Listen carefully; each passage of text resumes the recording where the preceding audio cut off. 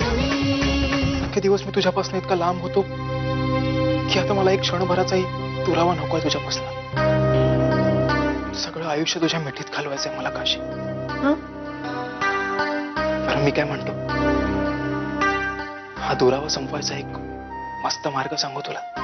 काय? मला तुझ्यापासून एक बाळ हवंय.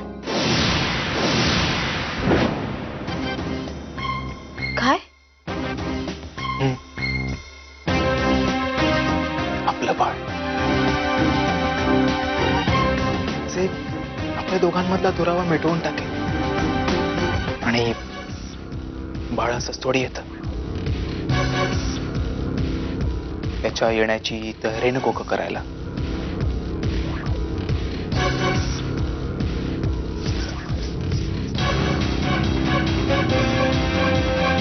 पूर्वाला आपा सुभेदारांनी डांबून ठेवलंय. काय? त्याने डांबून ठेवलंय? अरे पण कुठं? ते नाही माहित. आणि हो, मला या गावात राहायचंय. त्यामुळे मी हे तुम्हाला सांगितलं, हे कोणाला सांगू नका.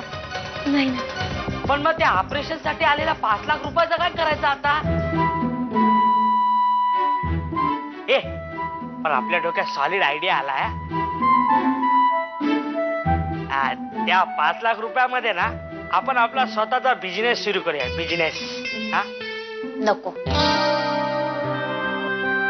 अरे त्या माणसाने माझ्या ऑपरेशनसाठी पैसे दिले होते.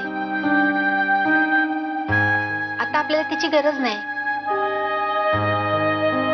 तेव्हा तू त्याचे पैसे, त्याची चौकशी कर आणि परत देऊन टाक. भलं होऊ दे त्या माणसाचं. इथं कोणी आलं तर काय सांगाल? सांगेल की अड्ड्यावर गेलेत. खाऊन खाऊन माजलेत सगळे. मी कुठे गेलोय हे कोणालाही कळता कामा नये. समजलं? माफ करा मालक. आणि वाड्यावरही लक्ष ठेवा.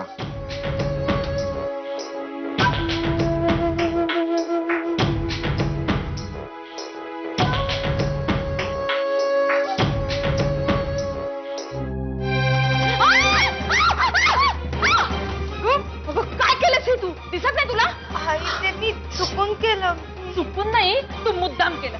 तुला ना मला मला मारायचंय, मला माहितीये. तुला दाखवते चटका कसा असतो.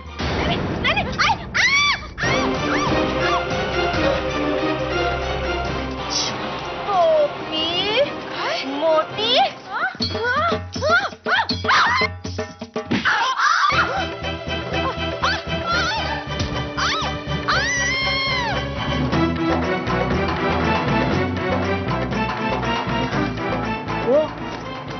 आई,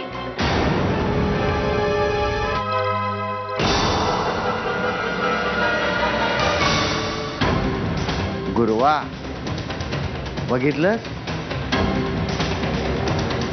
माझ्याशी आणि बाप्पाजीशी पंगा घेण्याचे परिणाम. गुरुवा,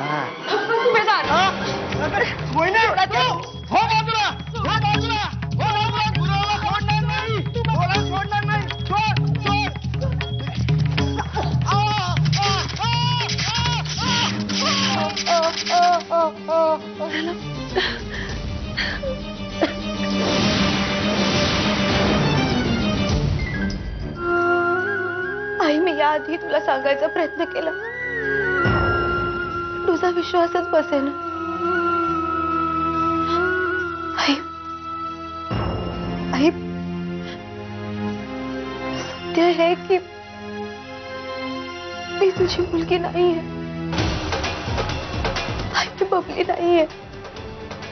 मी काशी आहे. आपल्या रडणाऱ्या बाळाला आई आपल्या स्पर्शाने शांत करते.